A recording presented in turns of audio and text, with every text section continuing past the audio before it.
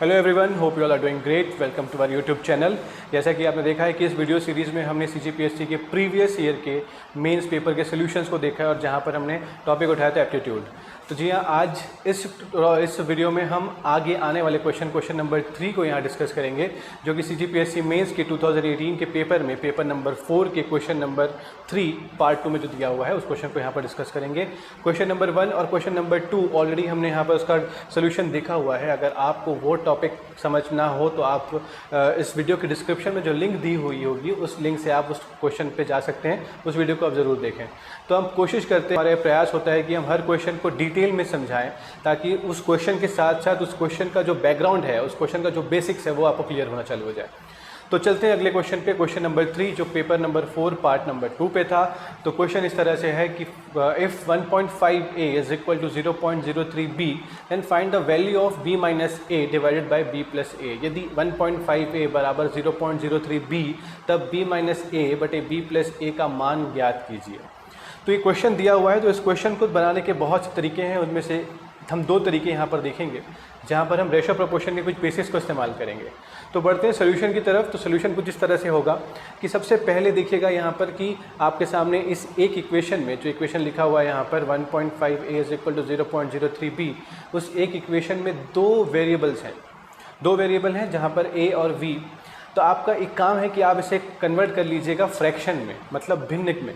तो a by b के form में अगर मैं इसे लिखूँ तो क्रॉस मल्टीप्लाई होगा, b आएगा a के नीचे और 1.5 जाएगा 0.03 के नीचे डिनोमिनेटर में। तो कुछ इस तरीके से आपको फ्रैक्शन दिखाई देगा। अगला टास्क क्या होगा? अगला टास्क होगा कि आप इस डेसिमल को, मतलब दशमलव को हटाएं। तो इसका प्रोसेस आपको पता होगा कि अगर पॉइंट के बाद 2 टर्म है तो डिवाइडेड बाई 100 होगा, पॉइंट के बाद 1 टर्म है तो डिवाइड बाई 10 होगा। फिर इस तरह से आपकी जो डिनोमिनेटर होगा इस 1.5 का वो चला जाएगा न्यूमरेटर के पास, और इस न्यूमरेटर का जो डिनोमिनेटर होगा वो चले जाएगा 1.5 के पास में। तो कुछ इस तरह से होगा 3/15 इंटू 10/100। सॉल्व करके a बाई b के जो वैल्यू है वो कितनी मिलेगी आपको? 1/50। तो ये 1/50 जो है ये आपकी क्या है? वैल्यू है। अब इसके बाद अगर हम आगे बढ़ें तो अब आगे की प्रोसेस क्या होगी? आगे की प्रोसेस देखिए तो आपको कुछ इस तरीके से मिलेगा, a by b is equal to 1/50। ये बेसिक है, आप किसी भी टाइप से इस क्वेश्चन को सॉल्व करिएगा, आपको इस पार्ट तक पहुंचना अनिवार्य होगा, ज़रूरी होगा, आपको ये निकालना ज़रूरी हो गया। अब देखते हैं कि a और b के बीच में रिलेशन कैसा है। तो जब भी 2 वेरिएबल को या 2 सेम टाइप की अलग अलग क्वांटिटी को अगर आपने कंपेयर करना है तो वहाँ पे सबसे बेहतरीन चीज़ होती है इस्तेमाल करने के लिए, वो होता है रेशो, मतलब अनुपात। तो यहाँ पर देखते हैं पहले कि a by b is equal to 1/50। तो a की वैल्यू क्या हो जाएगी? a की वैल्यू हो जाएगी b इंटू 1/50, या यूँ कहें कि b की वैल्यू क्या हो जाएगी? तो b इज इक्वल टू हो जाएगा 50a। कैसे? क्रॉस मल्टीप्लाई करके 50 आ जाएगा a के पास, b चला जाएगा 1 के पास, तो b की वैल्यू क्या हो जाएगी? 50a। अब आपका टास्क क्या है कि आपसे जो इक्वेशन के बारे में पूछा गया था कि इसकी वैल्यू क्या होगी? b minus a divide by b plus a. तो जहाँ जहाँ पर b है वहाँ पर आप 50a अप्लाई कर दीजिएगा और सॉल्व करेंगे तो 49a डिवाइडेड बाई 51a मिल जाएगा। दोनों के वेरिएबल सेम है, कैंसिल कर दीजिएगा, लास्ट में आंसर क्या मिलेगा? 49 डिवाइडेड बाई 51। तो ये है आपका फाइनल आंसर। ठीक है, तो ये फाइनल आंसर है। देखते हैं इसको एक और टाइप से अगर आप सॉल्व करना चाहें तो कैसे हो सकता है। मैंने बताया था कि रेशो जो मेथड है वो ज़्यादा बेहतर होता है ऐसे क्वेश्चन को सॉल्व करने के लिए। तो यहाँ पे देखेंगे कि a by b is equal to 1/50। तो इसे रेशो के फॉर्म में अगर आप लिखें तो क्या होगा? a ratio b is equal to 1 ratio 50। आगे बढ़ते हैं तो आपको ये चीज़ क्लियर होगी कि रेशो क्या होता है, और रेशो जैसे आपको बताया कि रेशो का इस्तेमाल कहाँ पे करते हैं।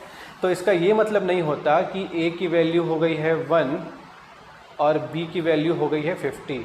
हमेशा ये गलती होती है रेशो में, जो अक्सर लोग करते हैं। अगर आपने ये लिखा है तो ये सरासर क्या है? गलत है। इसका मतलब आप a इज इक्वल टू 1 और b इज इक्वल टू 50 आप नहीं मान सकते, बल्कि क्या होगा कि a इज इक्वल टू, यहाँ पर अगर आप लिखेंगे तो क्या हो जाएगा? a इज इक्वल टू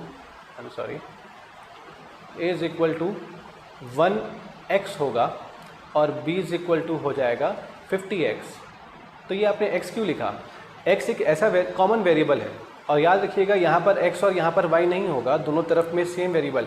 ज़रूरी नहीं कि आप x लें, आप y, z, a, b, c कुछ भी ले सकते हैं, अल्फ़ा, बीटा, गामा, बशर्ते यहाँ पर दोनों वेरिएबल सेम होने चाहिए। इसका मतलब कि x कुछ एक वेरिएबल है जो दोनों का कॉमन होगा। ठीक है, तो हम इसके बाद आगे बढ़ें तो आपको ये मिलेगा as ratio b is equal to 1:50, जैसा कि हमने ऑलरेडी सॉल्व किया पीछे।